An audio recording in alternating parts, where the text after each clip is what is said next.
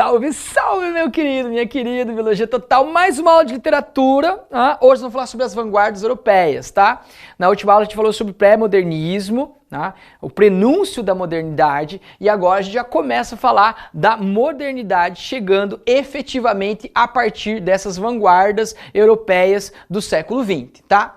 Para começar, vanguarda, a palavra vem do francês avant-garde, que quer dizer o que está à frente da guarda, né? Ou simplesmente hoje para nós o que está à frente do seu tempo. Então você tem várias estéticas de vanguardas, né, ao longo da história da arte, tá? Vanguarda é o que está à frente do seu tempo. Por exemplo, agora a gente tem tecnologia de vanguarda, né? Uma tecnologia que está à frente do seu tempo, pensamento de vanguarda, um pensamento que está à frente do seu tempo, tá?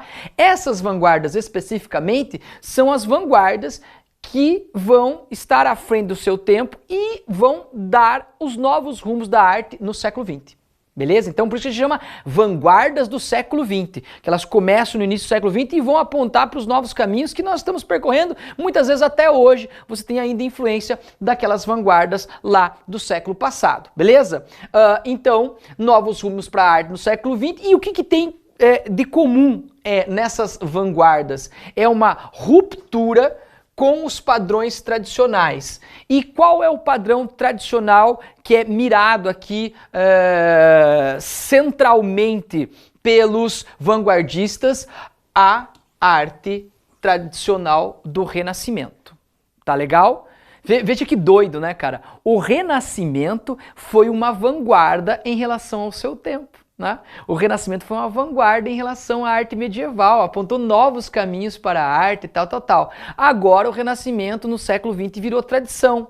Tradição muitas vezes vista como arcaica ou esgotada. E agora esses autores das vanguardas vão mirar principalmente, né, numa ruptura com essa tradição renascentista. Fechou? Então vamos ver algumas das vanguardas do século XX. A primeira é o fauvismo, tá? Que é uma ideia, assim, de primitividade, né? Fauvismo vem de feras, tá certo? Inclusive foi uma crítica feita a esses artistas que expuseram lá em Paris algumas telas, e um crítico falou assim, nossa, né? No meio de tantas telas feitas por homens, por seres humanos, dava a impressão que tinha uma ali, ou algumas que foram feitas por feras. Por uma coisa tão primária, tão primitiva, que parece que foi feito por feras. Ah, beleza, incorporaram, somos nós, os feras, o fauvismo, beleza? Então, é uma utilização de cores puras, né, sem misturar, a simplificação extrema das formas, tá? E, como eu falei, uma influência da arte primitiva, lá da arte rupestre, por exemplo, que a gente viu na nossa primeira aula do ano. Se quiser dar uma olhadinha lá, confere. Porque não só o fauvismo, mas também o cubismo, o Picasso vão beber nessas fontes da arte primitiva. Vai negar a arte renascentista e vai buscar algo lá na primitividade como referência, tá? Então, pinceladas largas, espontâneas, tá certo? E que vai ter como nomes o Gauguin, né? O famoso Paul Gauguin, tá certo? O Matisse, tá? E o Cézanne. O Cézanne que vai ser, inclusive, né, um dos grandes influenciadores também do cubismo, tá? Então, essa é a arte fauvista. Figuras primitivas, cores puras, né? Uma coisa meio infantil, alegre, sem temas tristes, sem temas políticos, tá certo? Ó, vou mostrar para vocês uma pintura do fauvismo, do Matisse, né? A dança. Percebeu? As cores bem primárias, as formas bem simplificadas, né? As pinceladas bem destacadas, ou seja, né? Estamos diante do fauvismo, tá? Perto de outras vanguardas, essa aqui não é muito abordada nos vestibulares, tá? Mas eu coloquei aí para iniciar a nossa aula, só para você ter uma referência, tudo bem? Aí você tem o futurismo. Aqui o troço já começa a ficar mais importante, começa a cair mais ainda do que o fauvismo, o futurismo. O futurismo sempre vai trazer a ideia de máquina. É só você pensar aí, ó, pensa em filme futurista, pensa em filme de ficção científica. O que sempre tem num filme de ficção científica? Tá? Tem robô, vamos pensar assim, o Star Wars, que não é bem ficção científica, mas por aí, né? Tem o quê? Tem robô, tem nave, tem computador, tem armas tecnológicas, né? Tudo isso tem a ver com o quê? Com máquina. O futuro, geralmente, na nossa imaginação, está sempre atrelado a máquinas cada vez mais modernas e que fazem as coisas mais rapidamente. Tá certo? Então, apareceu na tua prova lá, futurismo, né? Futurismo, o que se vai pensar? Opa, futurismo, filme de ficção, Exterminador do Futuro, máquina, robô, velocidade. Fechou? Então, se você pega uma tela que aparece algo estilizado como esse aqui, né? Uma moto, tá certo? Né? Numa sensação de velocidade, né? Com esses ângulos retos predominando, né? Arte futurista. E o primeiro manifesto futurista, de 1909, vai ser escrito por um italiano, Tommaso Marinetti, tá?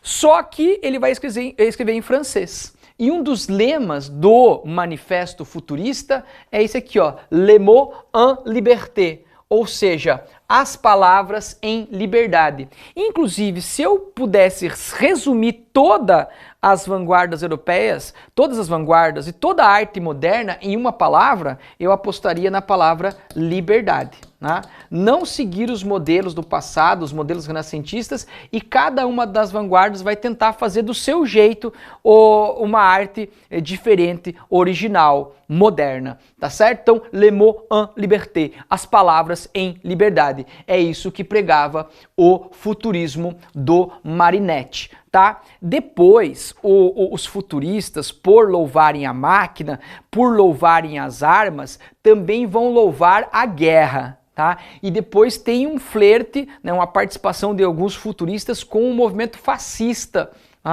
lá na Itália, por exemplo. Mas isso aí é para você ver na aula de história. Esteticamente, é isso que representa o futurismo. Máquina, velocidade, movimento, engrenagens e o principal nome, né, é o Marinetti. E se acostume com essa palavra aqui, ó, manifesto. Manifesto. O que é um manifesto? O artista, ou o grupo de artistas, escreve um texto manifestando aquilo em que eles acreditam. Qual é a sua proposta artística? O que eles acreditam que seja a arte e como eles vão produzir essa arte que eles acreditam. Tudo bem? Então, futurismo, máquina, engrenagens, velocidade, Marinetti. Tá? Olha aí, ó, outra tela futurista. Que você já percebe exatamente aí que nós temos, né, Gondolieri, do De Pero, que você percebe que tem um gondoleiro, né, numa gôndola, né, lá de Veneza, lá da Itália e tal, mas tudo aqui está, né, de forma mecânica, mecanizada. Tá legal? Com a predominância desses ângulos retos, e você sabe que o ângulo reto é coisa do homem, fabricação humana, a natureza não tem ângulos retos basicamente, né? Então, engrenagem, movimento, ferro, tecnologia, aqui inclusive na escultura também do Boccioni, formas únicas de continuidade no espaço. Perceba que esse corpo aqui estilizado, ele está meio robotizado, né? Maquinizado. Então há uma fusão aqui das formas humanas com formas mecânicas, formas robóticas, um ciborgue aí dos nossos heróis da DC, tá? Da Liga da Justiça. Muito bem, foi. E outra vanguarda é o expressionismo. Qual que é a palavra central no expressionismo? Se a palavra central no futurismo é máquina, no expressionismo a palavra central é distorção, deformação do real. Então, se você pega, né, uma tela como essa aqui do famoso Edvard Munch, O Grito, você percebe que as formas estão deformadas, distorcidas, tá? Nenhum rosto é assim, nenhuma mão é assim, nenhum corpo é assim. E por que a distorção do real? Porque na tela expressionista eu mostro uma visão subjetiva, emocional, pessoal, intuitiva da realidade. Então aqui não é uma tela reproduzindo objetivamente de fora uma pessoa gritando. Não, é daqui de dentro, essa pessoa gritando, como se fosse um alter ego do próprio artista, e nesse grito há uma deformação do real. Por quê? Porque eu deformo o mundo de acordo com a minha emoção momentânea. Tá? Se você pegar e observar quando você grita, às vezes grita muito forte, cara. Pare com essa aula! Parece que as coisas estão se distorcendo ao seu redor. Mas não, é você que está distorcendo o mundo pelo teu grito. Beleza? Então aqui predomina, obviamente, a visão interior do artista. A expressão, que é o contrário da impressão. A impressão é aquilo que os pintores do século anterior, no finalzinho, faziam, os impressionistas. Os impressionistas, eles iam para fora do ateliê, pintavam ao ar livre, como Monet, por exemplo, colocava lá seu cavalete lá numa paisagem e ficava vendo a luz mudando naquela paisagem, e aquela impressão de fora ele representava na tela. Então é a impressão de fora para dentro, de fora da paisagem para colocar aqui na tela. Agora é o contrário, é a expressão, é o meu interior que é projetado na tela e deforma o mundo. Muitas vezes, tá? Por que essa deformação, essa angústia, esse sentimento de solidão, miséria? Porque nós estamos num contexto já anterior à Grande Guerra, que seria chamada Grande Guerra porque não sabiam que ia ter mais uma segunda e talvez até uma promessa de terceira. Então essa angústia ante uma guerra iminente vai produzir essa arte angustiada dos expressionistas. Uma paleta cromática vincada e agressiva. Se viu ali que no fauvismo aparecem as pinceladas, mas nada tão agressivo como aqui na pintura expressionista. Essa raiva, essa angústia, essa dor. Beleza? Expressionismo. Mais uma tela aqui do Munch, que é a mesma pegada, velho. Tá certo? A deformação, a distorção do real, dos rostos, das cores, as largas e grossas e agressivas pinceladas. Expressionismo. Beleza? Vamos para frente? O caso Van Gogh. Bom, o Van Gogh é um caso à parte, cara, porque ele tem uma fase que nós podemos chamar de impressionista, ele lá em Paris, aquela pintura esmaecida, a luz sobre os... Ele tem uma coisa que já é pós-impressionista, uma coisa assim mais distorcida, e aqui nós podemos chamar até de Van Gogh, às vezes, de expressionista. Tá? Então, Van Gogh é um caso à parte. Vem cá, deixa eu ir para frente. Tá? Essa tela do Van Gogh. Essa tela do Van Gogh é das primeiras telas que ele fez, os comedores de batatas. Essa aqui nós podemos dizer que é uma tela realista, que se aproxima da arte realista lá, os homens do povo, as pessoas comendo batatas simplesmente com cores mais escuras, tons mais escuros. Tá? Aqui já é um outro pintor, já podemos dizer que ele comunga de repente com o impressionismo, tá? E depois com o pós-impressionismo, uma coisa que vai além do impressionismo, nos seus girassóis, nos seus autorretratos, tá certo? E depois expressionista e pós-expressionista, essa maravilhosa tela da Noite Estrelada, e toda a vida trágica do Van Gogh, que não vendeu nenhuma tela, uma tela ele vendeu em vida, e os problemas que ele teve de relacionamento com o próprio amigo Gauguin, que eles tentaram produzir arte juntos, morar juntos, mas acabaram brigando, o Gauguin foi embora, ele cortou a própria orelha, o Van Gogh vai fazer seus autorretratos, e essa vida angustiada que traz uma arte também angustiada, forte, que muitos vão chamar de expressionista. Joãozinho, como é que eu vou classificar o Van Gogh? Bom, se colocarem para vocês que Van Gogh é um cara que vai além das classificações, marca essa. Se colocarem que o Van Gogh é um autor de muitas fases, marca essa. Se colocar o Van Gogh como um pós-impressionista, pode marcar. Ou até como expressionista, pode marcar. Agora, se tiver né, lá, expressionista, impressionista ou pós-impressionista. Qual que é a melhor forma de classificar? Ele é como pós-impressionista, tá?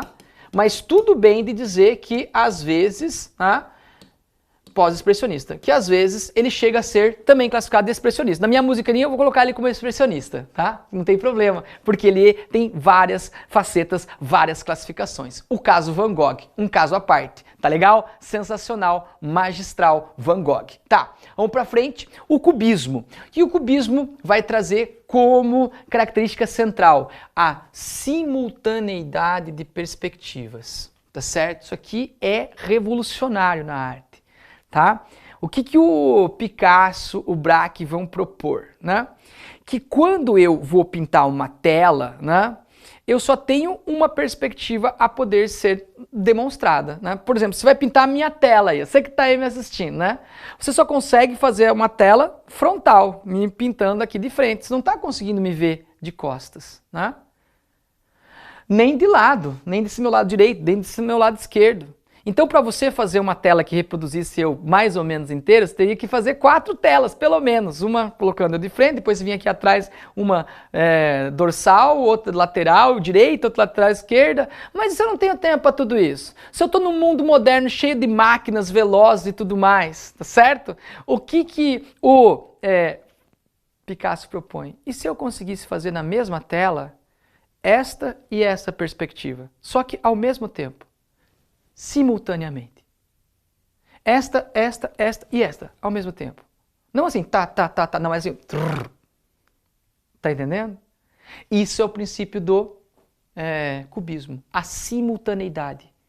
Como que eu consigo retratar o mesmo elemento, a mesma cena, a mesma pessoa, de vários ângulos ao mesmo tempo. E daí é que entra a geometria, tá certo?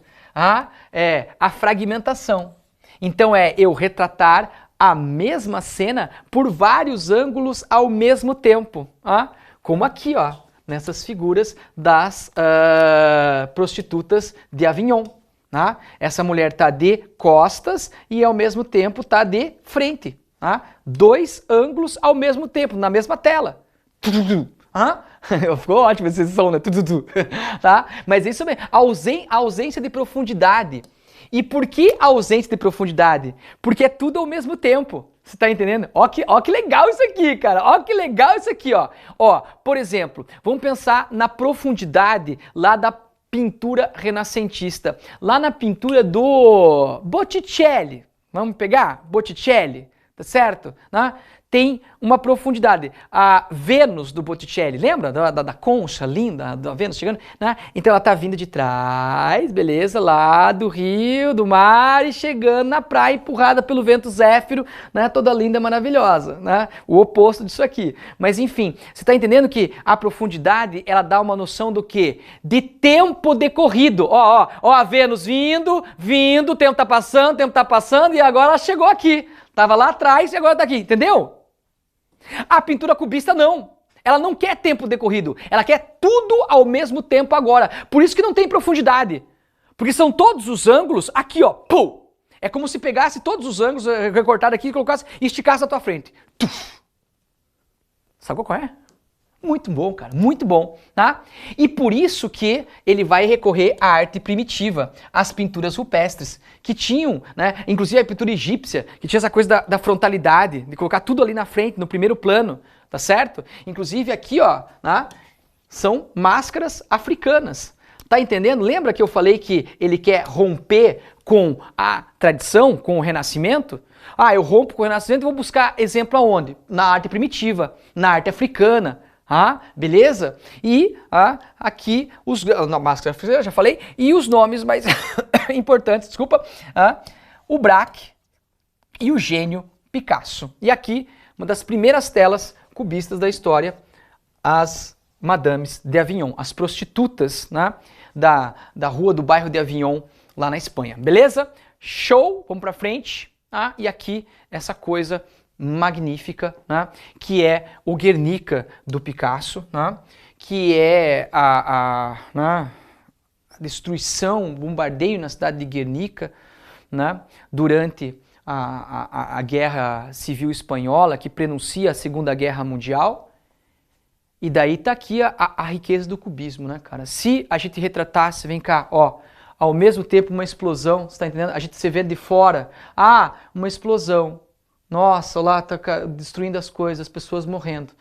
É um impacto, mas agora se você vê, né, por vários ângulos, o sofrimento, né, como se todos os ângulos pudessem vir aqui na frente para você. Né? O sofrimento humano, o sofrimento, né, dos animais, o grito e tal. Então se multiplica porque você multiplica os ângulos. Você não vê por um ângulo só essa tragédia, mas você vê por vários ângulos na tua frente, simultaneamente. O Guernica, de Picasso. Né? Essa tela famosíssima aí, que daí diz, né, a lenda que um general lá, tal, um cara lá do exército foi lá e falou assim, você que fez isso aqui? Daí ele falou assim, não fui eu, foram vocês que fizeram isso aí. Beleza? As pessoas que são os iniciadores, os comandantes das guerras. Beleza? Show. Picasso. Vamos pra frente. Dadaísmo, cara. Se a palavra do futurismo é máquina, se a palavra do expressionismo é distorção, se a palavra do cubismo é simultaneidade, a palavra do dadaísmo é nada. Fazer uma arte nihilista. O que é nihilismo? É não crer em nada, é não propor nada. É uma arte sem sentido, é uma arte nonsense. Tá certo? E por que, Joãozinho? Por que uma arte tão sem sentido, tão...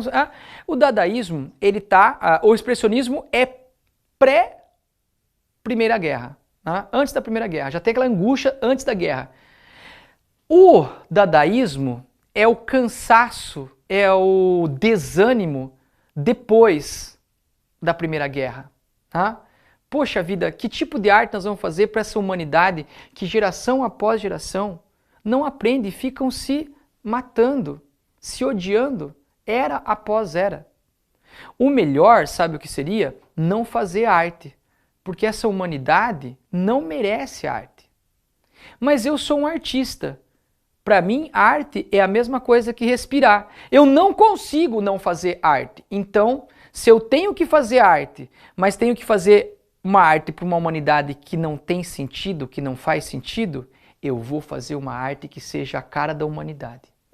Uma arte sem sentido para uma humanidade sem sentido. Uma arte sem nexo para uma humanidade sem nexo. Quer nexo em ficar se matando? Quer falta de sentido maior do que ficar geração após geração, uma guerra maior que a outra, maior que a outra, maior que a outra? Tá certo? E por isso que esses artistas vão falar assim, essa arte não significa nada, não quer dizer nada, não representa nada. Inclusive o nome que nós vamos dar, né, vai ser a primeira coisa que aparecer. Eles abrem um dicionário aleatoriamente e aparece a palavra dada, né, que tem a ver com cavalo de pau que as crianças usam, também tem a ver com a linguagem da criança, da, gugu, e no final das contas não quer dizer nada. Dada é nada. Dadaísmo é o nadaísmo. É uma arte sem sentido para uma humanidade sem sentido. Simple game, tá? E daí, né, inclusive vai ser a arte da colagem, né? Colar coisas aleatórias. Daqui a pouco a gente vai ver aleatoriamente, tá? E os grandes nomes dessa arte dadaísta é o Tristan Tzara, que é o cara que faz o Manifesto Dadaísta, e o Marcel Duchamp, que é responsável por essa obra aqui, Ready-Made, a fonte. Tá certo?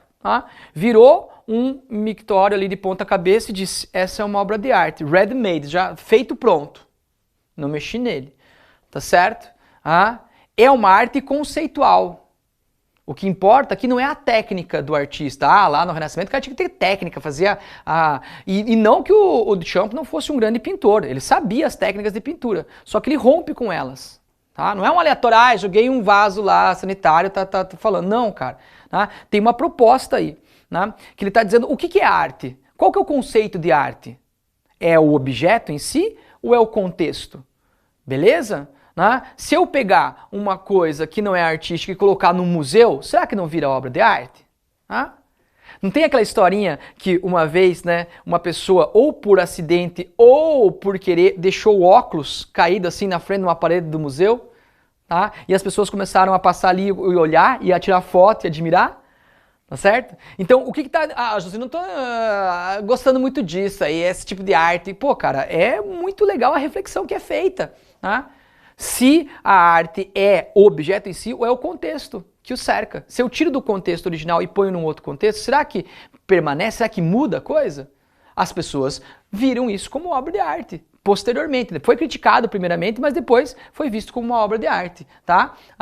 E aqui, olha o poema lá do Tzara, da poesia de colagem, de recorte. Pegue o jornal, pegue uma tesoura, escolha no jornal um artigo com o comprimento que pensa dar ao seu poema. Recorte o artigo, depois recorte cuidadosamente todas as palavras que formam o artigo e meta-as num saco. Agite suavemente, seguidamente tire os recortes um por um. Copie conscienciosamente pela ordem em que saem do saco. O poema será parecido consigo. E pronto, será um escritor infinitamente original e de uma adorável sensibilidade, embora incompreendido pelo vulgo, pela população. Como é que se faz para fazer uma poesia dadaísta? Recorta as palavras do jornal e depois cola aleatoriamente, copia, cola, e tá valendo.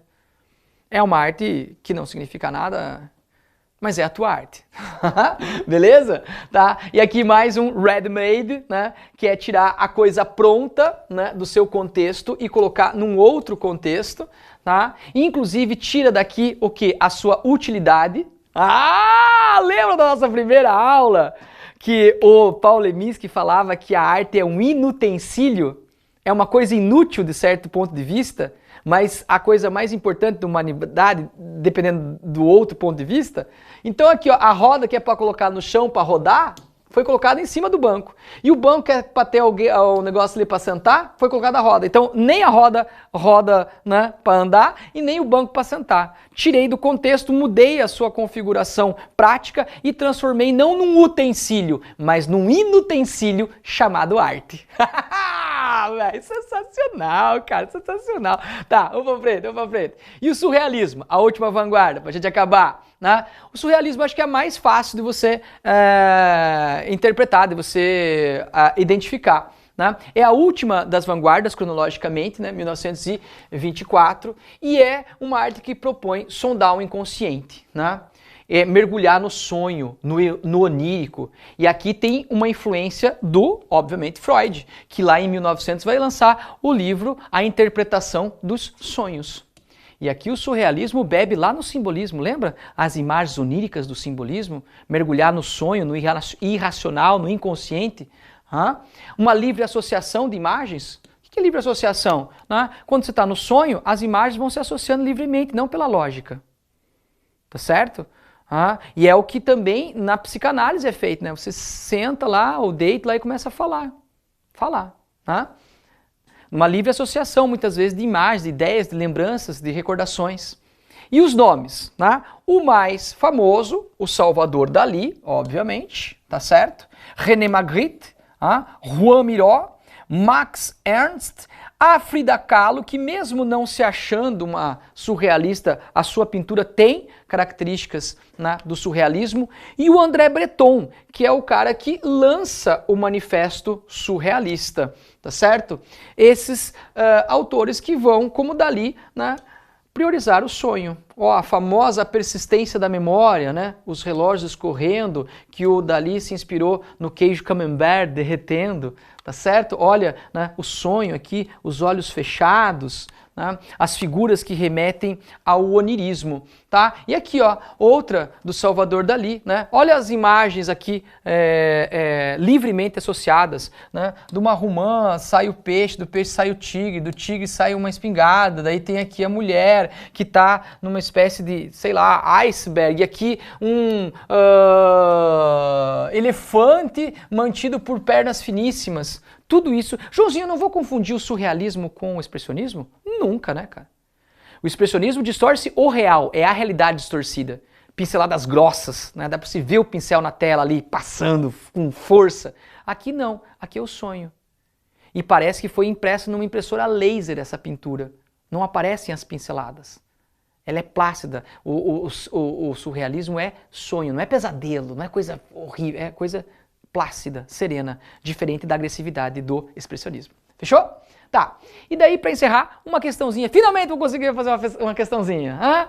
Relacione as perguntas representadas com os movimentos de vanguardas europeus que as respondem corretamente. Movimento mais radicalmente niilista. Fala pra mim. Dadaísmo. Nós. Movimento mais voltado para a ideia de velocidade. Futurismo. Número 2. Movimento mais comprometido com a criação de um mundo onírico, do sonho. Surrealismo. 3. Movimento mais relacionado com a ideia de fragmentação e simultaneidade. Cubismo. 4. Tá? E movimento que se caracteriza fundamentalmente pela deformação da realidade, ressaltando seus elementos grotescos e bizarros. Expressionismo. Show de bola! Galera, segura a onda aí que na revisão tem a minha musiquinha das vanguardas, que é uma das minhas obras-primas. Aguarda, até daqui a pouco. Falou!